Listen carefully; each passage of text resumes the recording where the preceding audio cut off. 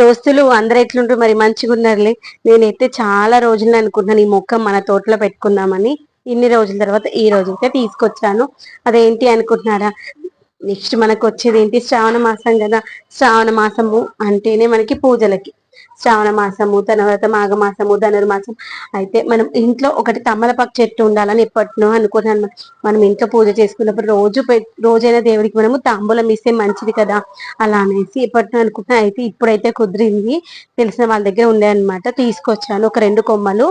అయితే ఇది వచ్చేసి నేను ఆ ఈ ఆకు పేరు గుర్తొస్తలేదు.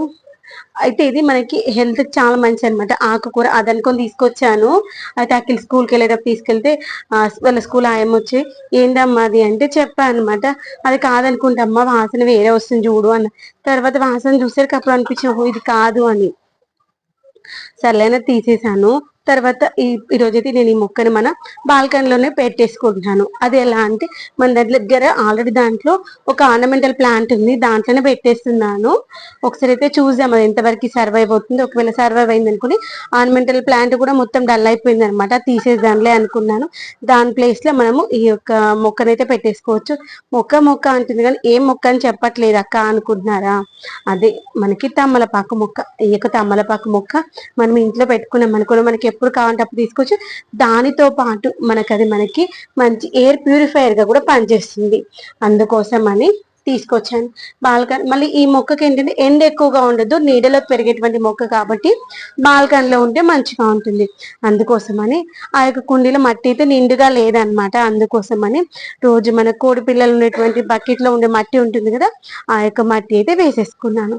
ఆ మట్టి వేసేసి మొత్తం నిండుగా వచ్చేంత వరకు మట్టి నింపుకున్న తర్వాత, ఇదైతే చాలా ముదిరిపోయినటువంటి కొమ్మ అనమాట. ముదిరిపోయిన కొమ్మలు అయితేనే ఈజీగా నాటుకుంటాయి, లేతగా ఉన్న కొమ్మలు అయితే అంత ఈజీగా నాటుకోవన్నమాట. ఏ మొక్కలైనా మనము స్టెమ్ తో మనము ప్రొపగేట్ చేస్తున్నప్పుడు కొంచెం ముదిరిపోయినటువంటి కొమ్మలే తీసుకోవాలి, అప్పుడు మంచిగా ప్రొపగేట్ అవుతాయి.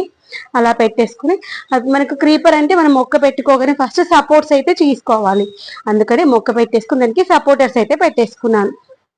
సపోర్టర్స్ పెట్టేసుకున్నాక అది కొంచెం చిగురు రావడం స్టార్ట్ అవుతుంది చూడండి, అప్పుడు దానికి కొంచెం తాడు పెట్టేసి దానికి మంచిగా మనము కవర్ చేసుకోవాలి. అప్పుడు మొక్క మంచిగా హెల్దీగా పాకుతుంది అనమాట. అయితే నేను దీన్ని పైకి పాకించాలా లేదు అంటే, అదే కుండీలో ఒక 3 సైడ్స్ 3 కార్నర్స్ లో స్టిక్స్ పెట్టేసి పాకించాలా అన్న ఆలోచనలో ఉన్నాను.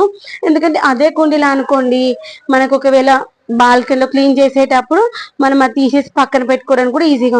ఒకవేళ మనం క్రీపర్ లాగా పాకిచ్చేసాను అనుకోండి, అప్పుడు ప్రాబ్లం అవుతుంది కదా. ఒకవేళ మనం పెయింట్ వేసుకున్నప్పుడైనా కష్టం అవుతుంది, క్లీన్ చేసుకున్నప్పుడైనా కష్టం అవుతుంది, అప్పుడు మొక్క అయితే మళ్ళీ డ్యామేజ్ అయ్యే ఛాన్సెస్ ఉంటుంది. అందుకని మనం మొక్క పెట్టేటప్పుడు 1-4 సార్లు ఆలోచించుకోవాలి. ఆ మొక్క పెట్టాము అంటే పెద్దగా అయిన తర్వాత కూడా దాని సిచ్యువేషన్ ఎలా ఉంటుంది అని ఆలోచించుకొని మొక్క పెట్టుకుంటే తర్వాత మొక్క అయితే డ్యామేజ్ అవ్వకుండా ఉంటాయి అనమాట. అందుకోసమని తర్వాత మొక్క పెట్టేసుకున్న తర్వాత వాటర్ అయితే చేసుకున్నాను. వాటరింగ్ చేసేటప్పుడు వాటర్ ఫ్లో పెద్దగా పోయేది అనమాట, కొంచెం స్లోగా పోసుకోవాలి. ఎందుకంటే ఆ యొక్క కొమ్మల పైన మట్టి అయితే మంచిగా నిలిచి ఉండాలి, అందుకోసమని. తర్వాత మళ్ళీ ఒకసారి వాటర్ వేసాక మళ్ళీ ఒకసారి మంచిగా ఒత్తి చూసాను, ఏంటంటే రూట్ మనకి ఆ యొక్క కొమ్మలు పైకి వచ్చాయా మట్టి లోపల ఉన్నాయని కొంచెం లోపల వరకు అనేసి వాటర్ స్లోగా పోసేసుకున్నాను. ఇంతవరకు అయితే సరిపోతుంది వాటర్. ఎందుకంటే ఇది వర్షాకాలం కదా, మరి ఎక్కువ వాటర్ పోసుకున్నా గానీ వాటర్ అంతా కిందికి కారిపోతుంది, మనం వేసినటువంటి పోషకాలంతా కిందికి కారిపోతాయి కాబట్టి. తర్వాత